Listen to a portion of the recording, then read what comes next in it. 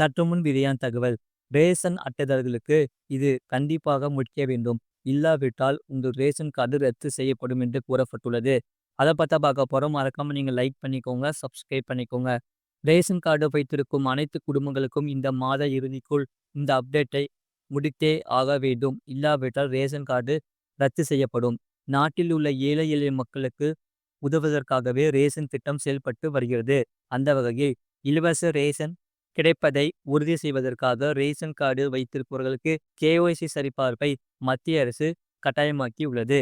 KYC சரிபார்ப்பை இதுவரையில் முடிக்காத பயனாளிகள் உடனே அதை செய்ய முடிக்க வேண்டும் என்று கூறப்பட்டுள்ளது.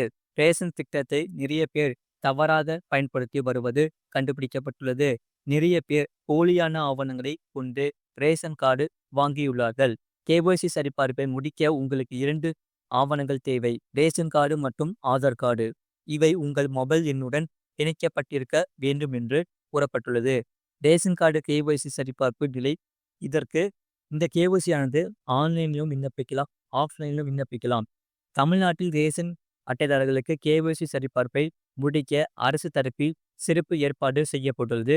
வயதானவர்கள், உடல் ஊனமுற்றோர் போன்றோர் ரேஷன் கடைக்கு நேரடியாக செல்ல முடியாத சூழலில் இருப்பதால் அவர்களுடைய வீட்டுக்கே நேரடியாக வந்து கேஒய்சி சரிபார்ப்பு செய்யும் வசதி உள்ளது. முழு வீடியோ லிங்க் கீழே இருக்கு. அதை கிளிக் பண்ணி பாருங்க.